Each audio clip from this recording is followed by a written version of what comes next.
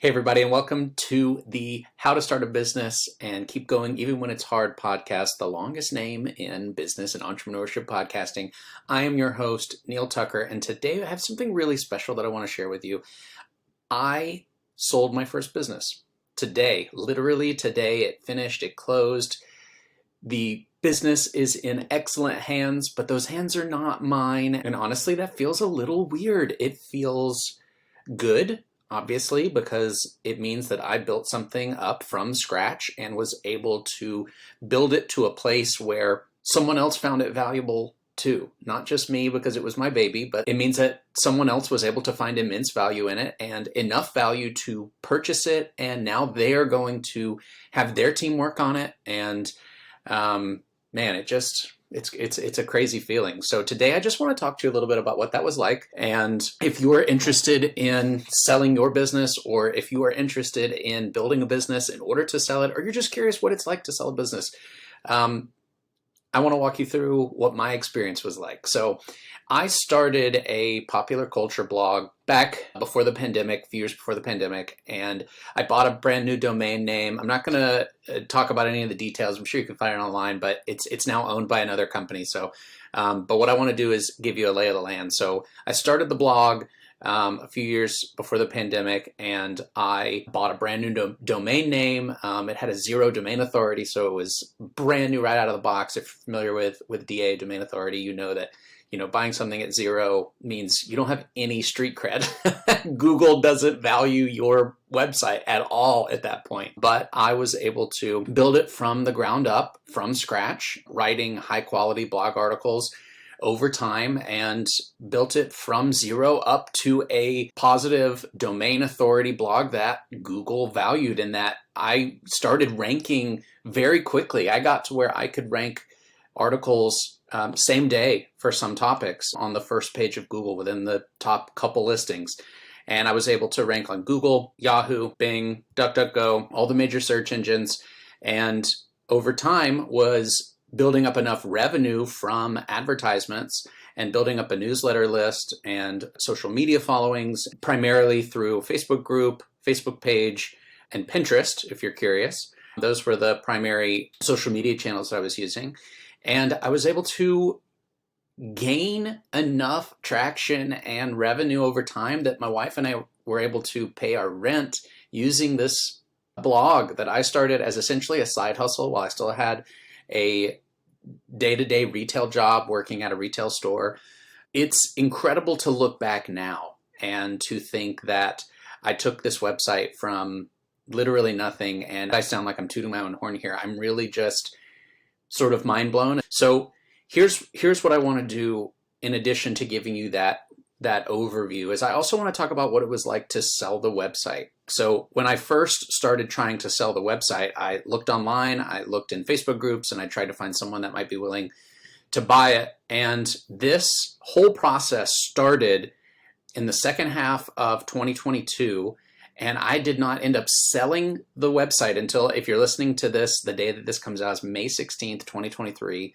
So it took me almost a year from the time that I started really heavily considering selling it to the day that it actually officially fully left, my ownership and went into the domain of another professional. It's in really good hands, and that means a lot to me. It's very encouraging, when you spend a lot of time on something and it's your baby. It's encouraging to know that, okay, now I've sold it and I get to, reap the benefits of a company sale, but also to know that business is going to do just fine and that it will continue to grow without me. But that company that I built, that is essentially now a foundation, a new, foundation for this other organization to take and build from, and to do whatever they see fit with. And so I am just really hoping that it takes off even more. That would be really cool to see it flourish under the new operation, under the new management. But once I started doing that search and trying to find someone, I found that one of the first things that's really difficult is valuing your company. To you, it's invaluable. It's priceless because it's your baby, but obviously you need to put a price tag on it. And I found that the estimates that I got from different organizations and from different individuals varied drastically. I mean, I'm talking, by a scale of, in some cases, one was double another one.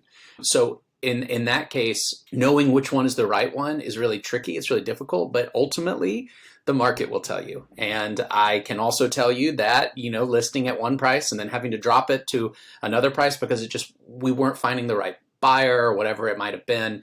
There are a lot of things that go into it. And when you have to drop the price on your baby, that can be really painful too. So I don't mind telling you that was not the easiest thing in the whole world to say, all right, well, this is what I thought it was worth. And the market is saying it's maybe going to be worth a little bit less than that. And it's a lot, in that sense, a lot like selling your home, I think.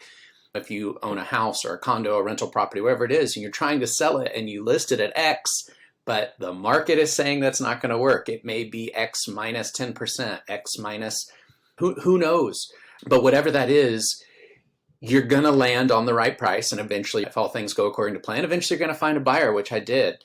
And I was actually able to do that with the help of a gentleman named Zach Zorn, who owns a company called Money Nomad. And he is actually going to be one of our very first guests coming up in the next few weeks, talking about his company, what he does in the blogging space, as well as what he does in the online business brokerage space. So I'm very excited for you guys to learn all about what he does. And so I'm not going to go into too many of the nitty-gritty details about exactly what goes on in the sale of a blog and the domain change and all that. So I'll let Zach do that in the next couple of weeks. I learned a lot from him in the process of selling the blog, and I know that you guys, whenever you get a chance to listen to Zach, that you're going to learn a lot as well. So if you're an entrepreneur, if you're a side hustler, if you are someone who hasn't ever started a business or a side hustle, listening to the interview with Zach, we've actually got our first several interviews lined up. I don't want to spoil any of the others right now, but I do want to plant the seed that Zach's coming on, and it's going to be really, really fun. So if you're interested in starting your own business and you've never done that before, or if you are starting your business in the process of it, wherever you are in that, whether you're just tinkering with the idea of a side hustle, or you're someone who's been working on a business or a business model, my point is that wherever you are on the spectrum, whether you're just beginning or you're seasoned, there's a lot to learn from people like Zach, and there's a lot to learn from experts in the online business space. And especially as we get into more artificial intelligence and AI and making these tools more widely available to a wider audience, and giving people the tools that they need to succeed in the entrepreneurship space and in the online business space, whether it's something like a blog, or you're starting an agency of some kind, or drop shipping, or whatever it is. There's so much that we can learn from the experts and from our peers. You may already be an expert in some domain, but learning from someone who's an expert in another domain can bring a lot of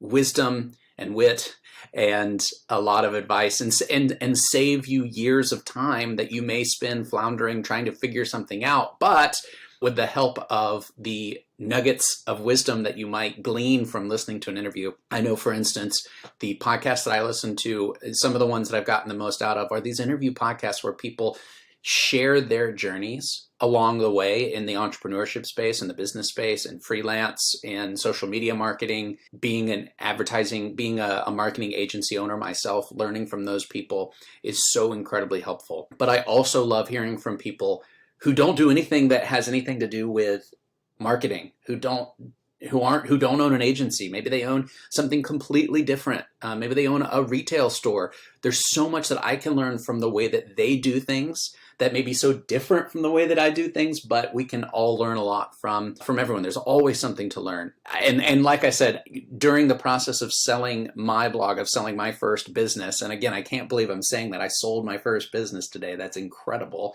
It just feels really good. And I really hope it doesn't sound like I'm tooting my own horn. I'm just excited. It just feels really good. And so I just wanted to sort of come on and gush today about what that experience was like and how great it feels, and to plant the seed to listen to Zach in the coming weeks. So really, that's all that I wanted to share today. Just a short little gushing session about selling the business and what that meant to me and how it feels to say, okay, I sold a business. So anyway, without spoiling too much for the interview with Zach, because I know we're going to talk a lot more about and break a lot down in terms of what it looked like to sell my business with him, and also what he does on a daily and quarterly, annual basis in terms of helping other people just like me do what I did. And so I'm really excited to share that with you. And I apologize for the lack of specificity in today's podcast. It was mostly more of a, like I said, more of a gush session and to plant the seed for the episodes to come. So if you enjoyed today's sort of non-episode, I don't know, what do you want to call it? But if you enjoyed today's episode, I really hope that you'll share it and that you will rate and review us on Apple Podcasts or on Spotify or wherever you listen to podcasts. Rate and leave us a review and all that stuff. That's always super helpful. And if you're interested in just talking to me about your business or entrepreneurship, doesn't have to be about marketing, book a call with me. You can book a call with us for free at copywriterly.com, copywriterly.com, copywriterly.com. I know it's a mouthful, but you can book a call with us there for free. And you can book a call directly with me. Just make sure you put in the notes, this call is I want to speak to Neal. You may not want to. You can speak to someone else on our team. But just put in there in the notes you want to speak to me and what it's about. And I would love to talk to you about your journey and where you're going. And if marketing is a part of that and there's a way we can help you, then we can do that too. But again, that's it for today, guys. Thank you so much for listening. And I hope you have a wonderful rest of your day.